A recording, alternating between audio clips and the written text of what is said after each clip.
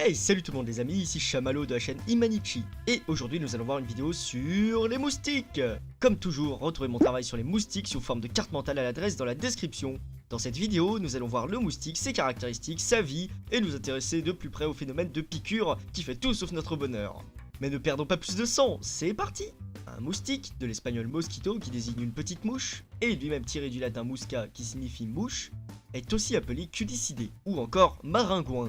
Culicidé vient de Culex, de Linné, qui a fondé une grande partie de la base de la nomenclature binomiale en 1758. Culex tire ses origines du mot latin aculeus, qui désigne un aiguillon. Le moustique est un diptère, c'est-à-dire qu'il dispose d'une seule paire d'ailes membraneuses, plus précisément de la famille des nématocères, qui regroupe les espèces dont les ailes sont pourvues d'écailles très élégantes. Cette saleté d'insectes existe en 3546 collections différentes, enfin je veux dire, il existe 3546 espèces réparties sur la totalité du globe, excepté en Antarctique. Évidemment, il n'y a rien à piquer là-bas. Les poils et la peau des manchots sont beaucoup trop épais pour permettre à ces bestioles de se frayer un chemin et prélever le microlitre quotidien. Il est le premier vecteur d'agents pathogènes au monde. Il provoque des zoonoses de grande envergure. Vous l'aurez deviné, zoonose tire sa racine du mot zoo, ce qui sous-entend que lors d'une zoonose, la maladie se transmet d'un animal à un homme. Et je parle de maladies graves, comme le chikungunya, le zika ou encore la dengue. Et c'est le sport préféré des moustiques. Oui, bon, sport préféré, ok, mais ce n'est pas sans peine. Le moustique est le premier tueur d'humains sur Terre avec plus de 700 000 morts par an. Il est loin devant les requins, les hippopotames, les vaches, les tigres et papouilles l'extraterrestre. Le moustique est un animal holométabole, c'est-à-dire qu'il dispose de 4 phases de développement. œuf, larve, nymphe et adulte. Et, petit gâteau sur la cerise, les 3 premiers stades sont exclusivement des stades aquatiques.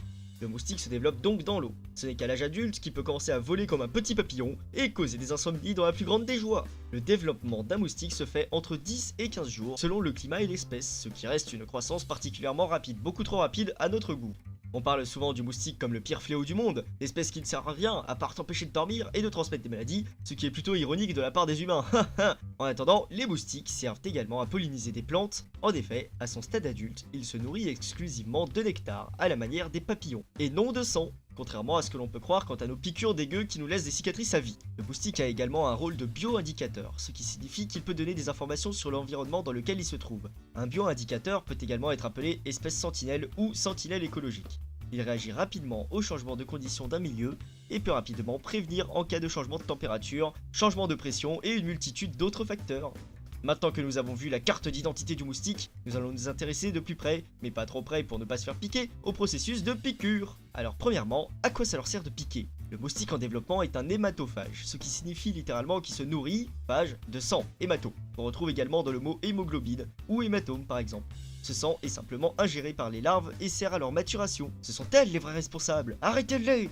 Mais alors, comment se passe une piqûre? Pour expliquer cela, nous allons regarder l'équipement chirurgical du moustique de plus près. En plus d'une gamme d'outils de détection de CO2 high-tech, il dispose d'une trompe aussi appelée proboscis, elle-même composée de 6 sous-trompes. Une fois que notre peau est percée, une partie de ces sous-trompes est destinée à maintenir les tissus de la peau en place pendant que l'autre partie sonde à la recherche d'un vaisseau sanguin. Une fois trouvée, une dernière trompe injecte de la salive afin de permettre au sang de mieux couler et fait son travail de vampire. C'est d'ailleurs cette fameuse salive qui nous gratte devant une semaine et nous donne des boutons. Comme le moustique est très fourbe, il élimine l'eau contenue dans le sang au fur et à mesure afin d'en l'aspirer encore plus. Sous-entendu, il évacue l'eau par son postérieur. Sous-entendu, il nous chie dessus ce gros dégueulasse! Et nous terminerons ce petit point par une observation de leur cible. Pourquoi piquent-ils plus certaines personnes que d'autres? Les moustiques font leur choix selon plusieurs facteurs, dont la chaleur du corps, qui est plus élevée chez une femme enceinte ou chez un malade. On peut également regrouper certaines personnes dont la peau est qualifiée comme peau à moustique. Les moustiques sont attirés par le CO2 rejeté par les humains lors de la respiration ou de la transpiration. Ils adorent également les acides gras présents sur la peau, car ils constituent une énorme source d'énergie métabolique. Ils permettent de transformer les lipides en calories et donc en énergie. Enfin, un autre facteur pouvant altérer les choix des moustiques est la pilosité. Un individu très poilu aura moins tendance à être piqué tout simplement car le moustique aura plus de mal à se frayer un chemin jusqu'à la peau. Mesdames et messieurs, vous savez ce qu'il vous reste à faire pour cet été. Et c'est tout pour ce petit point moustique, merci d'avoir regardé cette vidéo.